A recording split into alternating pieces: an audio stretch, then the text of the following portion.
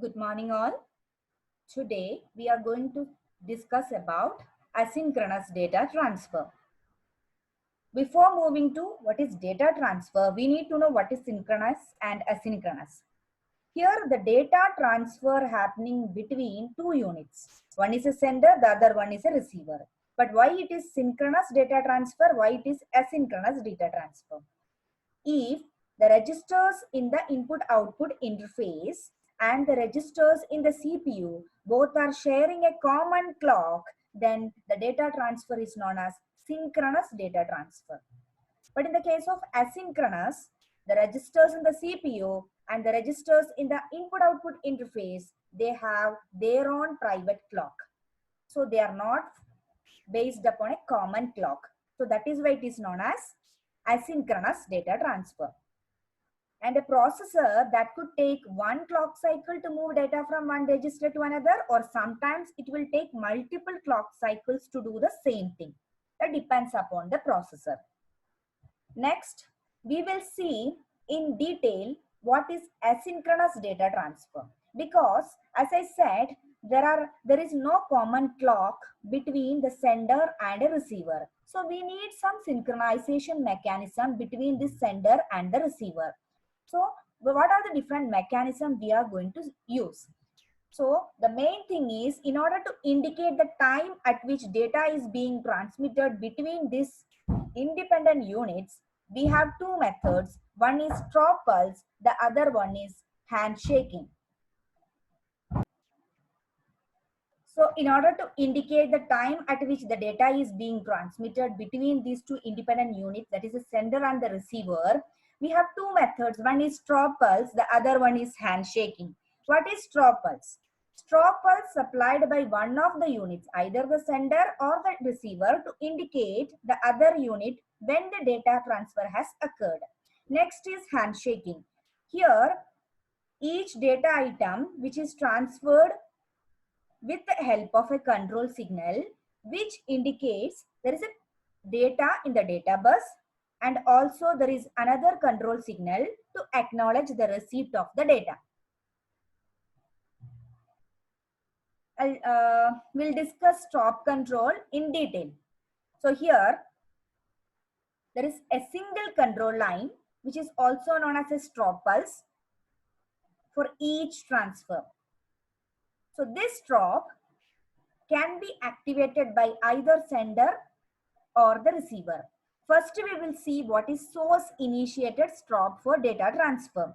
Here, for this example, source is a CPU, destination is interface unit. That is, the transfer is happening between CPU and interface unit. So here, as given in the block diagram, these are the steps happening. Source will place the data to the data bus. That is the first step. So data bus which carries binary information from the source. Next is the stop, which is a single line which informs the destination that there is a valid data word is available in the data bus. So that is the basic things happening in source initiated stop for transfer.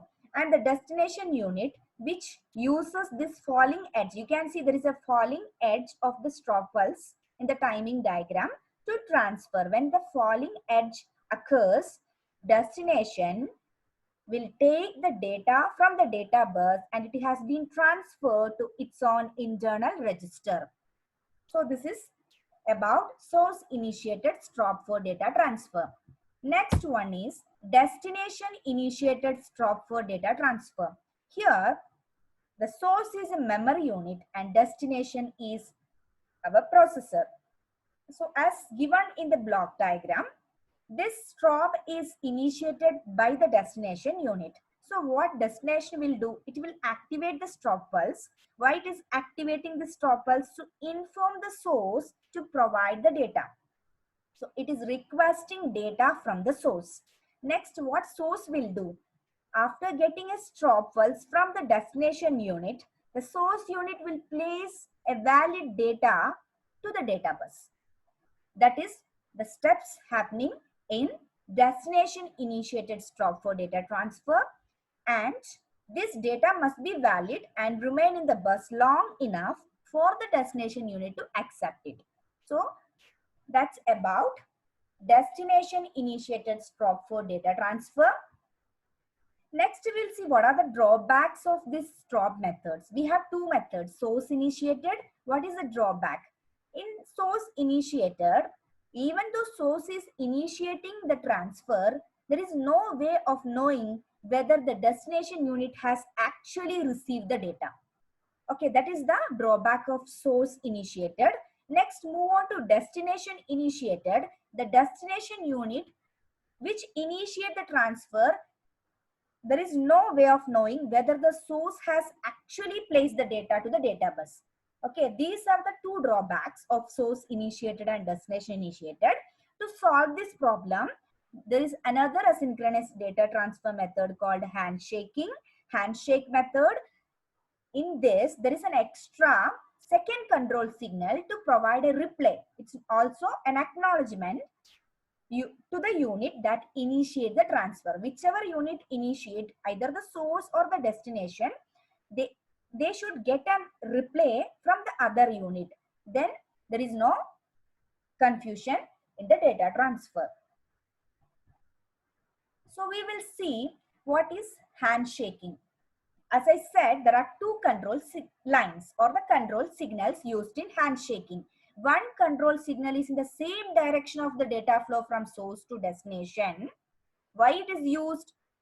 It is used by the source to inform the destination that there is a valid data in the data bus. The second control line, which is in the just opposite direction of the data transfer. So it is used by the destination unit to inform the source whether it can accept the data, whether it is ready to accept the data. Clear? So there are two control signals. One is in the direction of data transfer. The other one is in the opposite direction of the data transfer. Now we will see what is source initiated transfer using handshake. You can see the block diagram, a source which will place data to the data bus. It's a valid data. So after placing the data to the data bus, source is sending a data valid signal to the destination unit. So this is the first step.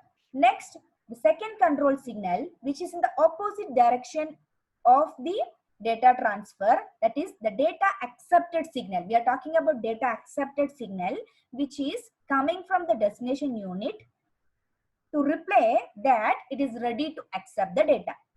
So that is basically happening in source initiated transfer using handshake. And these are the sequence of events happening. First, what I said, source unit places data on data bus. Then it enable a data valid signal. Then accept the data from bus and it enable the data accepted signal. These are the basic things you can see in the block diagram. The other two steps, disable data valid once the data is accepted by the destination. Also disable the data accepted signal. That means now again it is ready for the next transfer. It is going back to the initial state. And it permits each unit to respond at its own data transfer rate. Next is destination initiated transfer using handshake. Here the destination unit is initiating a data transfer. So what's happening is destination is sending ready for data. So destination is sending ready for data. That means it is ready to accept the data. It enabled a ready for data signal. Then after receiving a ready for data signal from the destination, source is placing data to the data bus. And also it is sending a data valid signal to the destination. So these are the basic steps happening in destination initiated transfer using handshake. After that, who accept the data, destination will accept the data from the bus and it will disable its ready for data. That means it is basically going back to the initial state for next transfer. Also the source will disable the data valid signal and it is going back to the initial state for the next transfer. Now we will discuss about what are the various ways of data transfer? Basically, there are parallel data transfer and serial data transfer. What is parallel data transfer? Suppose we have an n-bit message, we can transfer this n-bit message through n separate lines.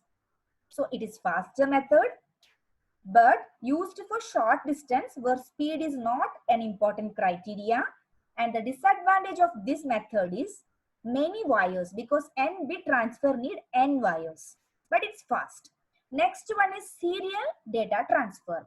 What is serial data transfer? At a time, one bit can be transmitted in a sequence. The advantage is it is less expensive, but the disadvantage is there, that is it is slower.